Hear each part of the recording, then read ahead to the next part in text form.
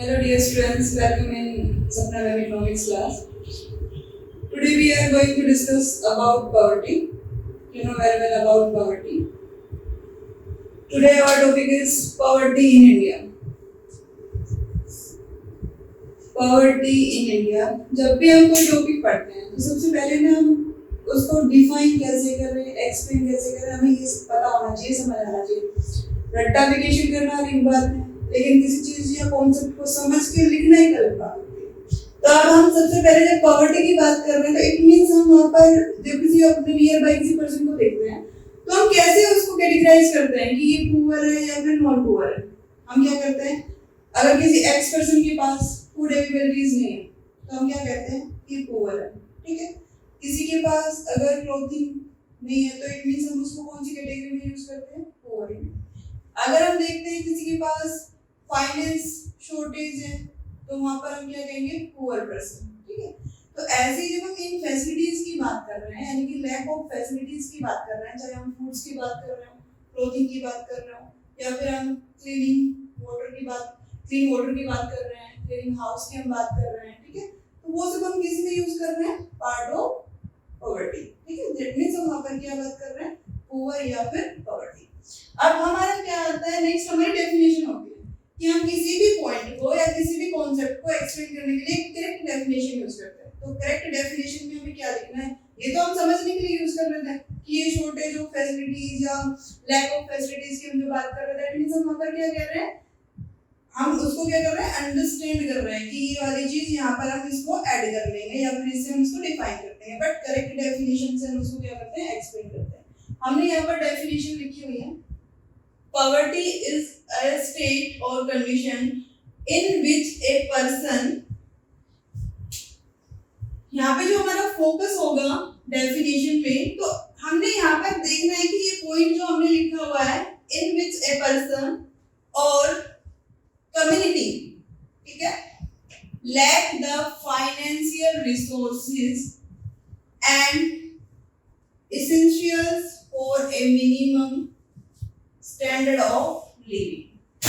अब हमारा फोकस यहाँ पर कहाँ चला गया, ओनली टू जो हम यहाँ पर पॉइंट यूज कर रहे हैं, that means lack of financial resources और essential for a minimum standard of living, यानी shortage of goods and services in human life. या फिर हम बात कर रहे हैं किसकी, लैक ऑफ फाइनेंशियल रिसोर्सेज, ठीक है।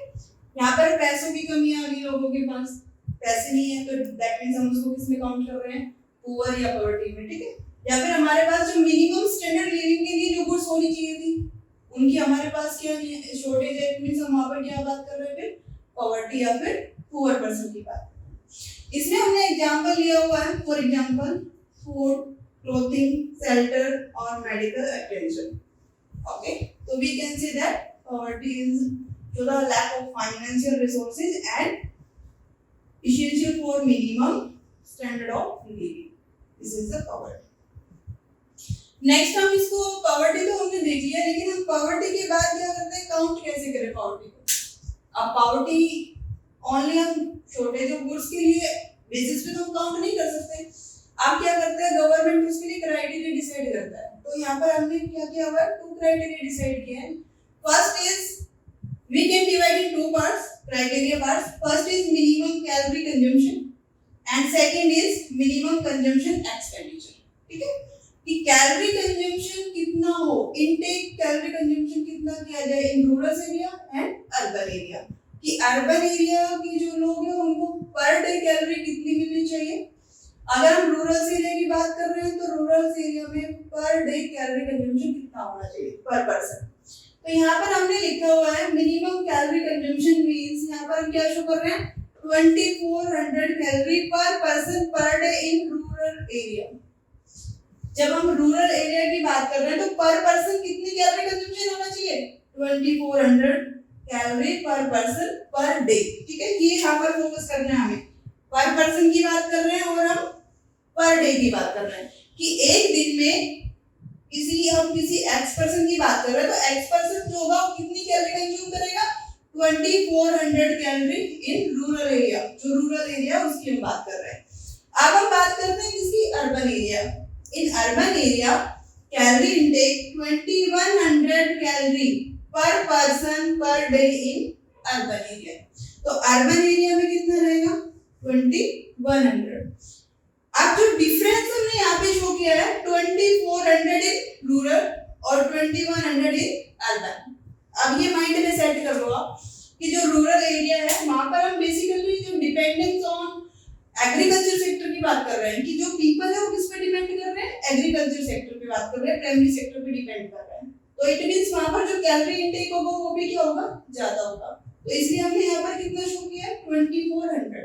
ठीक है। अर्बन एरिया की अगर हम बात कर रहे हैं तो अर्बन एरिया में हमारा मेंटली वर्क ज्यादा होता है, फिजिकली वर्क कम होता है।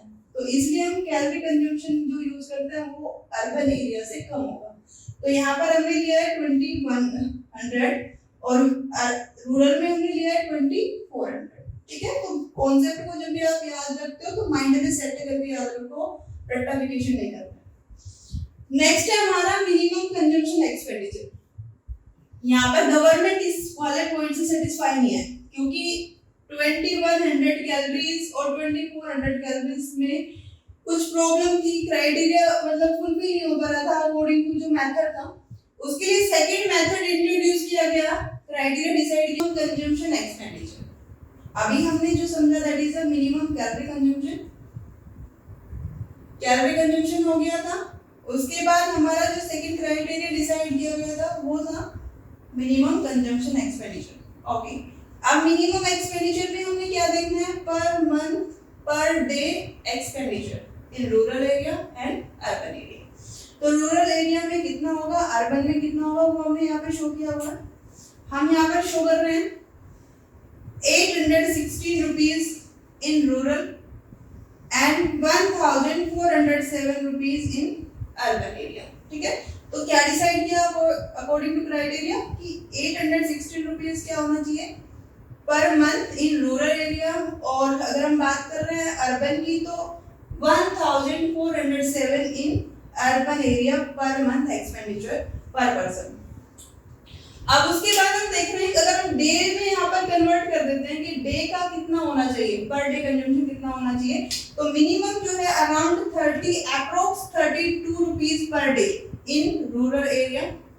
और अगर हम अर्बन एरिया की बात कर रहे हैं तो अर्बन एरिया में हमारा कितना होना चाहिए per day 47 rupees in urban area. तो ये हमारा क्या हो गया था criteria. First criteria is minimum calorie consumption and second is minimum consumption expenditure. अब यहाँ तक क्लियर होने के बाद हमारा आता है डिफरेंट टाइप ऑफ पॉवर्टी। हमने पॉवर्टी की डेफिनेशन को समझा सबसे पहले, उसके बाद हमने क्या किया क्राइटेरिया यहाँ पर शो किया कि कैसे हम पॉवर्टी को मेजर कर सकते हैं with the help of criteria. तो उसमें हमारे two type criteria we can divide in two parts. First is minimum calorie consumption and second is minimum consumption expenditure. Now types of poverty we can divide in two parts like criteria. So first is relative poverty and second is absolute poverty. अब यहाँ पर हमने poverty तो पढ़ा है तो लेकिन poverty को हमने रिलेटिव पॉवर्टी और एब्सोल्यूट पॉवर्टी में डिवाइड कर दिया। क्यों कर दिया, क्या डिफरेंस है दोनों के बीच?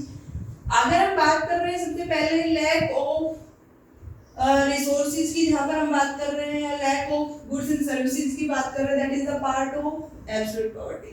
ठीक है। यहाँ पर हमारे पास क्या है, रिसोर्स जो हमारे पास है वो शॉर्टेज है उनकी। ठीक है। तो उसको हम किस में कंसीडर कर लेते हैं, एब्सोल्यूट में। Like shortage of foods, availabilities, clothing, shelter, medical attention, these are the part of absolute poverty. ठीक है। इनको हमने क्या कर लिया, क्वांटिटेटिव टर्म्स में कंसीडर करके ऐड कर लिया या फिर यहाँ पर कंसीडर कर लिया। अगर हम बात कर रहे हैं रिलेटिवली पॉवर्टी की, तो रिलेटिवली पॉवर्टी में हमने क्या किया है, क्वालिटेटिव टर्म्स को या रेशियो को काउंट किया है।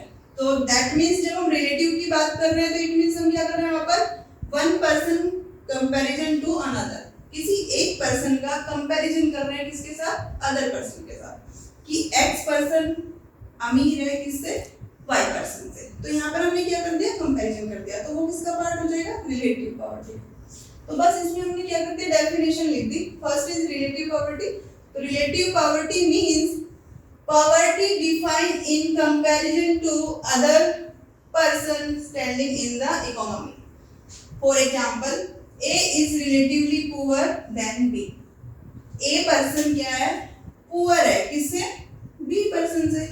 अब बी पर्सन के पास हो सकता है उसका लिविंग स्टैंडर्ड हाई हो, जबकि ए का नहीं है, तो इसमें हमने क्या कर दिया, कंपैरिजन कर दिया।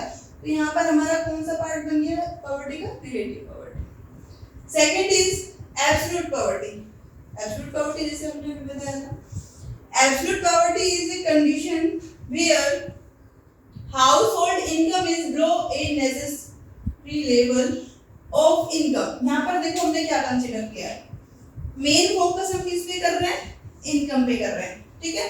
तो इनकम क्या है, income is below a necessary level of income to maintaining basic living standard, okay। तो इट मीन्स हम यहाँ पर इसमें हम एक्सप्लेन कर सकते हैं income level, level of income level show the low level of consumption. अगर इनकम लेवल कम होगा तो कंजम्पशन लेवल भी क्या हो जाएगा, कम हो जाएगा। It means it's the positive relationship. Increasing case of your high level of income show the high level of consumption level, but we assume here in absolute poverty show the low level of income and low level of consumption।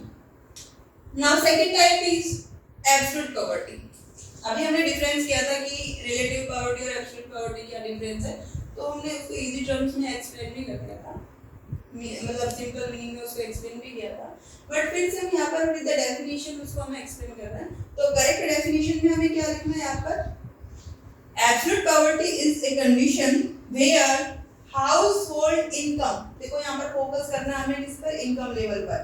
तो income level जो है वो क्या है, is below a necessary level of income to maintaining basic living standards.